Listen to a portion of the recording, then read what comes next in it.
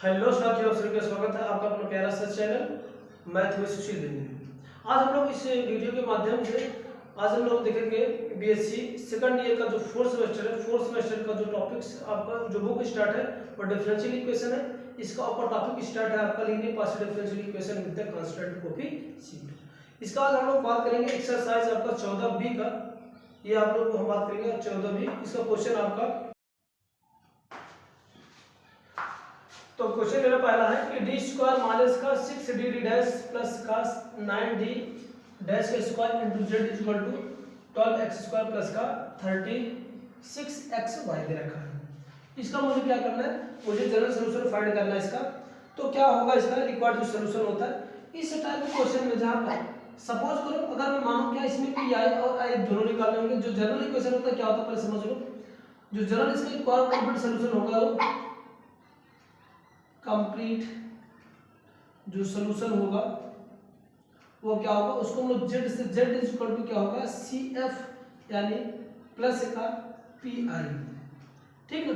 C F होता है complementary factor होता है, फंक्शन होता है। दूसरा क्या होगा पार्टिकुलर इंटीग्रल्स होता है। ये दोनों मुझे चाहिए। सी एफ निकालने का मैंने तरीका अगले वीडियो हम लोग बात किए थे। हम यहाँ पर पी आई की बात करेंगे। सपोज करो, अगर सपोज कर लो मेरे पास क्या दे रखा है, कोई एक ऐसा फंक्शन गिवन है कि क्या एफ डी डी डैश, ठीक ना। अगर इस तरह से मेरे पास कोई फंक्शन दे रखा है D D dash Z is equal to क्या एफ आपका एक्स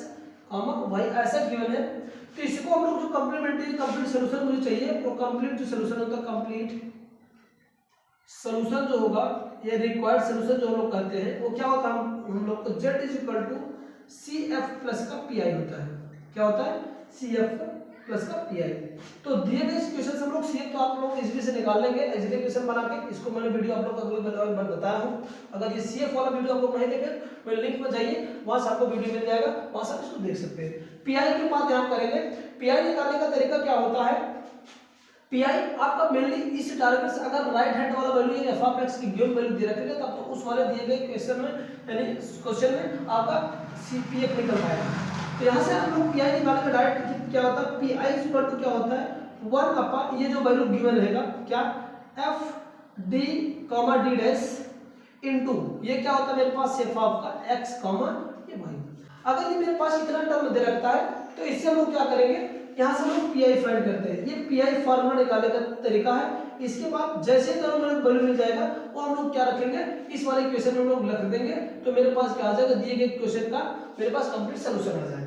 तो एक क्वेश्चन ये मेरा एक्सरसाइज आपका 14B का क्वेश्चन पहला मैं लेके चला और आपको मैं पूरा प्रोसेस करके बताता हूँ कि इस तरह से सीएफ और पीआई निकाला जाता है। तो आप प्लीज वीडियो को अंत तक आप लोग देखिएगा, स्किप ना करिएगा, जिससे आपको पूरा का पूरा कांसेप्ट क्लियर होगा। ठीक है ना, और कोई भी क्वेश्चन आप लोग इजी पूर्वक से कर सकते हो। तो चलो पहले ये क्वेश्चन है, इसको हम लोग करें क्या, ये मेरे पास अगेन मैं यहाँ पर लिख दे रहा हूँ डी स्क्वायर माइनस का 6d D dash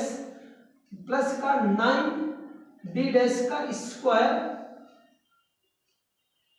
into Z is equal to क्या मेरे पास है, ये एक्चुअली इसको मैं लिख ही दे रहा हूँ, चलो कोई बात नहीं, एक्स का स्क्वायर प्लस का 36xy। ओके, अब इसको हम लोग सबसे पहले कन्वर्ट करेंगे क्या एक्सिलरी इक्वेशन में। क्या करेंगे, एक्सिलरी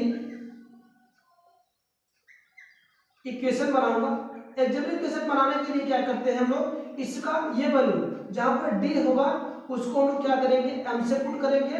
और डी डैश को हम लोग क्या पुट करेंगे 1 से, और ये राइट वाला जो value F of x value इसको 0 1 में हम लोग करेंगे। तो यहां से मेरे एक्सिलरी इक्वेशन मेरे पास आ जाएगा क्या m स्क्वायर माइनस का 6 d के स्थान पे m रखेंगे, d डैश के स्थान पे 1 रखेंगे, तो ये बन जाएगा 9 इज इक्वल टू क्या हो जाएगा 0। मैंने क्या किया, ये टर्म को मैंने ये वाला टर्म को लेफ्ट वाला जो है इसको 0 पे कट किया और d के स्थान पे मैंने m पुट किया और d डैश के स्थान पे 1 पुट किया। चलो अब ये बन गया मेरे पास, इसको सॉल्व करके यहाँ से m की दोनों वैल्यू निकालना है क्योंकि क्वाड्रेटिक्स है तो दो वैल्यू से m की वैल्यू आएगी। तो दोनों वैल्यू निकालें फैक्टर करके। यहाँ से देख रहे हैं m माइनस का 3 का होल स्क्वायर का ये क्या बना है टर्म बना है, जहां से इसकी m की दो वैल्यूज आ जाएगी। आप लोग भी आसानी से निकाल सकते हैं, 3 कामा 3 है। मैंने बताया क्या था, सीएफ निकालने का जो तरीका तो होता था अगर दोनों m की दोनों रिपीटेड वैल्यू सेम आ जाती है, अगर रिपीटेड वैल्यू है तो सीएफ जो निकालने का मेरा कंडीशन होता था CF is equal to repeated case में क्या होता था आपका 5 1y प्लस का m1 x प्लस का रिपीटेड केस की बात है, यहाँ पर x का मल्टीप्लिकेशन कर देंगे और ये दूसरा आपको मैं आर्बिट्रेरी फंक्शन लूंगा 5 टू क्या y प्लस का m टू x बनेगा। ओके, अब यहाँ से इसकी वैल्यू हम लोग निकाल लेते हैं। CF मेरे पास इसका जो CF आ जाएगा, ये तो एज ए फार्मूला है जो कि पहले भी बताया गया था। अगले वाले वीडियो में जो एक्सरसाइज हम लोग नंबर 14 का एक सॉल्व किए, तो चलो CF आ जाएगा मेरे पास क्या 5 y, आप लोग ऐसे एज यूज रख लो। इसके बाद m1 की वैल्यू मेरे पास थर्ड है, यहाँ पर 3x होगा प्लस का x into 5 two y plus का फिर अगेन ये क्या होगा 3x होगा। ओके, तो ये मेरे पास क्या आ गया, यहाँ से CF निकल के आ गया। अब मेरे को चाहिए PI फाइंड करना। मैंने बताया क्या PI को निकालने क्या है, आपको PI is equal to 1 upon जो दिया गया मेरे पास इक्वेशन है, तो ये वैल्यू यही है d डैश का जो d डैश को टर्म में है। अगर इस तरह से नहीं दिया है तो आपको जो अगर नोटेशन फॉर्म में रखा है del 2z अपॉन का del x स्क्वायर में, तो आपको उस फॉर्म में कर लेना। तो यहाँ से आ जाएगा क्या d स्क्वायर माइनस का 6d d डैश प्लस का 9 का d का डैश का स्क्वायर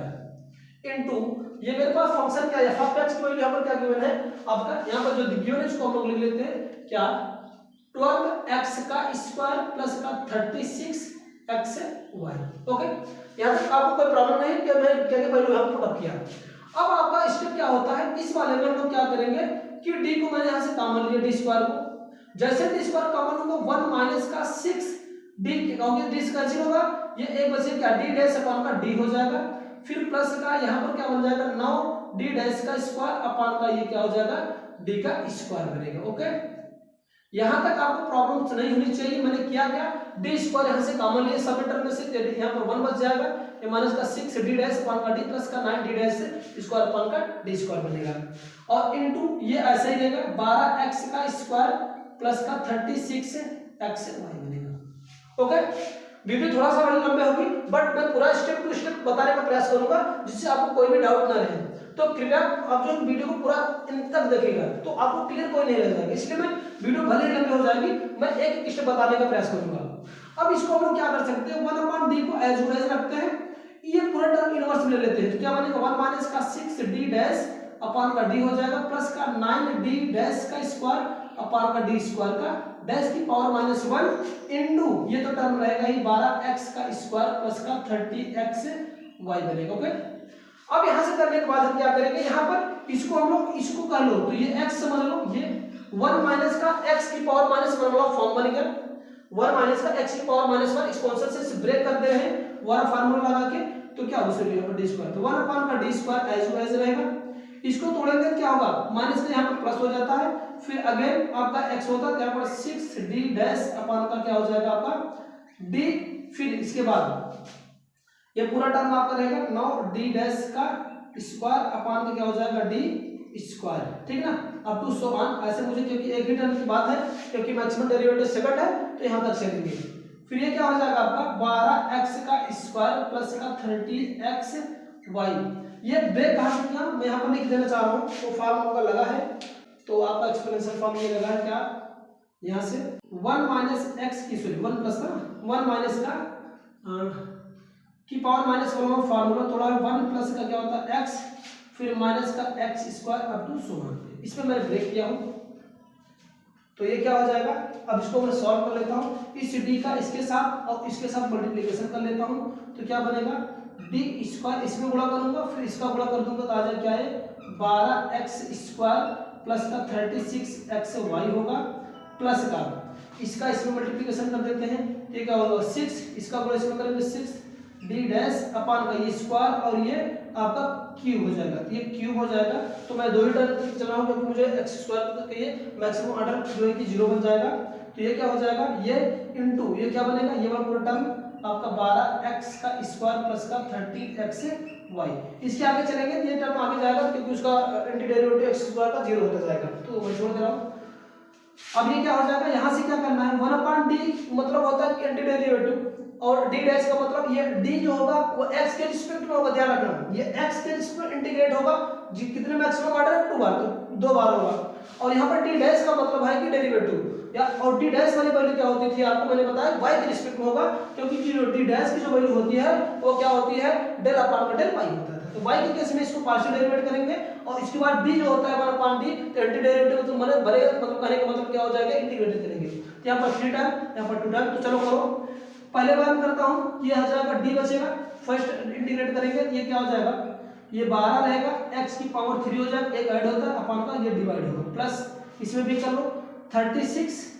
ये y एज यू कांस्टेंट का काम करेगा, x के रिस्पेक्ट में हो ही रहा है, d वाला x के रिस्पेक्ट में होता है, d डैश वाला y के रिस्पेक्ट में, तो ये आपका x स्क्वायर अपन को क्या हो जाएगा 2 बनेगा, ओके, प्लस 6 अपन का d3, पर इसको ऐसे रहने देना, d डैश है, तो पहले मैं इसको क्या कर लेता हूं, एंटी डेरिवेटिव मतलब y के रिस्पेक्ट में डेरिवेटिव कर लेता हूं। चलो, ये तो पूरा कांस्टेंट y के केस में कांस्टेंट होगा, ये 0 हो जाएगा, इसका क्या होगा 36 x बचेगा, क्योंकि y के केस में करेंगे y की वैल्यू 1 बन जाएगी है और x बच जाएगा, ओके। फिर इसको कर लेते हैं, थोड़ा एक बार और कर लो, यहां से क्या हो जाएगा, एक बार इंटीग्रेट और करेंगे तो ये हो जाएगा 12 x की पावर 4 हो जाएगा, और ये 4 का गुणा होगा 4 3 क्या हो जाएगा 12, ओके, प्लस इसको कर लो, ये 36 रहेगा, y एज यू कांस्टेंट का काम करेगा, फिर 2 का 3 हो जाएगा, और ये क्या हो जाएगा 3 2 का 6 हो जाएगा, ओके। उसी तरह से अब ये तो 0 बन गया, इसको 3 टाइम्स मुझे एंटी डेरिवेट करना है, मैं यहाँ पर ये 6 into 36 और इसके बाद 1 अपान का d क्यूब, और ये क्या आएगा आपका x बचेगा, ठीक है। इसको मुझे क्या करना है, x के रिस्पेक्ट में 3 टाइम्स एंटी डेरिवेटिव करना है, यानी इंटीग्रेशन करना है, तो वैल्यू क्या आ जाएगी, इधर तो मैं लिख दे रहा हूं, ये तो आप कैंसिल कर दो, ये 6 ये 12 गया, ये 6 के 36 हो जाएगा, इसको मैं कर रहा हूं आगे, देखता हूं क्या आएगा। तो पी आई जो है मेरे पास, पार्टिकुलर इंटीग्रल क्या होगा, पार्टिकुलर इंटीग्रल क्या मेरे पास आएगा, यहां से आ जाएगा x का पावर 4 प्लस का इसका क्या बन गया 6x की क्यूब, ठीक है ना, सॉरी ये थर्ड है क्यूब है, नहीं तो गलत हो जाएगा, ये क्यूब था, और ये वाला क्या था आपका x का क्यूब y बनेगा, ओके। इसको हम लोग करते क्या है, ये आपका 6 into 36 आएगा, ओके। x का 3 टाइम्स इंटीग्रेट करोगे, पहली बात देखो, एक बार करोगे तो x का स्क्वायर आएगा अपान का 2 आएगा, फिर अगेन करोगे तो क्या हो जाएगा x का क्यूब अपान का 6 होगा, फिर अगेन करोगे है ना, तो क्या होगा x की पावर 4 आ जाएगा, और 6 चौका 24 आ जाएगा, ओके। तो मैं यहाँ पर डायरेक्ट डिस्कस कर दे रहा हूँ, चलो करके मैं दिखाई दे रहा हूँ, क्या हो जाएगा, ये एक बार एंटी डेरिवेट करेंगे x का, तो क्या हो जाएगा स्क्वायर बचेगा, आपको क्या हो जाएगा x का करेंगे तो x का स्क्वायर अपान का 2 हो जाएगा, फिर अगेन करो, ये टर्म ऐसे रहेंगे 6x का क्यूब y प्लस का 6 into 36 को ऐसे रहने देना, फिर एक बार करोगे तो क्या बनेगा d, तो ये x की पावर 3 होगा और 3 2 जा 6 बन जाएगा, फिर एक बार अगेन करते हैं x का क्यूब प्लस का 6x का स्क्वायर y प्लस का 6 into 36, और इसका एक बार और करेंगे तो 4 हो जाएगा, और ये 6 क्या हो जाएगा 6 गुणे 4 करेगा, ओके। चलो इसको सॉल्व कर लेते हैं, 6 4 का 36 हो गया, इसके बाद फिर 2 से काटो, 2 3 6, इसके बाद 2 2 4, फिर 2 से काटो, 2 3 6 2 2 का 4, ये कैंसिल आउट हो गया, तो वो जो आपका बनेगा क्या बच जाएगा आपका x का क्यूब प्लस का 6x का स्क्वायर y, फिर प्लस का सॉरी प्लस का ये क्या होगा 3 3 जा 9, आपका x की पावर क्या हो जाएगा 4 हो जाएगा, ठीक है ना। तो यहाँ पर तो कोई गड़बड़ी तो नहीं हुआ, एक बार किए तो इतना हो गया, फिर अगेन करेंगे ये क्या होगा यहाँ 4 होगा, तो सॉरी ये 4 होगा, आप लोग थोड़ा सा देख लेना, ये 4 आएगा, ये भी 4 होगा, ये भी 4 होगा, तो यहाँ पर भी 4 कर दे रहा हूँ। चलो तो एक बार ऐड कर लो, क्या हो जाएगा 9 का 10x की पावर 4 प्लस का 6x का स्क्वायर y, ये मेरे पास पी आई आ गया, क्या आ गया मेरे पास पार्टिकुलर इंटीग्रल आ गया, ठीक है ना। अब जैसे मेरे पास ये वैल्यू मिली, अब हम लोग किए क्या थे, हम बताए थे कि मेरे पास जो कंप्लीट सॉल्यूशन है, कंप्लीट सॉल्यूशन हम लोग ये z equal to CF plus का PI दोनों ऐड कर लो, तो रिक्वायर्ड जो सॉल्यूशन आ जाएगा z इक्वल टू क्या मेरे पास आ जाएगा, z की जो वैल्यू आ जाएगी वो यहाँ से मेरे को, तो यहाँ से आ जाएगी मेरे पास, दोनों की वैल्यू पुट अप कर दे रहे हैं, CF क्या आता था CF प्लस का PI, ओके। तो चलो यहाँ पे वैल्यू पुट कर देते हैं, CF की वैल्यू मेरे पास यहाँ पर आया था क्या 5 1 y प्लस का 3x प्लस का x 5 2 y प्लस का 3x प्लस का PI ऐड कर दो, PI मेरे पास क्या आ गया 10x की पावर 4 प्लस का 6x का क्यूब ना, यहाँ पर क्यूब था, क्यूब इंटू वाई आएगा। ये मेरे पास कंप्लीट जो इसका सोल्यूशन आ जाएगा, ये रिक्वायर्ड सोल्यूशन होगा इसका। तो इस तरह से इनको क्वेश्चन को हम लोग क्या करना है, सॉल्व करना है। अगर आप लोग वीडियो को अंत तक देखेंगे तो उम्मीद करता हूँ कि इसमें कोई आपको प्रॉब्लम से डाउट नहीं रह जाएगा। अगर डाउट कहीं पर भी थोड़ा बहुत रह जा रहा है तो वीडियो को प्लीज बैक करना, इसके बैक करके अगेन देखना, फिर इसको आपको डाउट क्लियर हो जाएगा। अगर ऐसे करने पर कोई भी आपको बेनिफिट नहीं मिलता तो प्लीज कमेंट में कहिएगा, तो उसको मैं पूरा का डाउट आप लोग क्लियर करने का पूरा का प्रयास करूंगा, ठीक है ना। अगर वीडियो आप लोगों को अच्छी लग रही है तो प्लीज अपने दोस्तों के साथ शेयर करिए। चैनल पर नए हैं तो चैनल को सब्सक्राइब कर लीजिए, बेल आइकन को भी प्रेस कर लीजिए, जिससे जो कुछ भी आप लोगों के नाम वीडियो अपलोड किया जाए आपके पास नोटिफिकेशन पहुंच जाएगा। Thank you watching this video.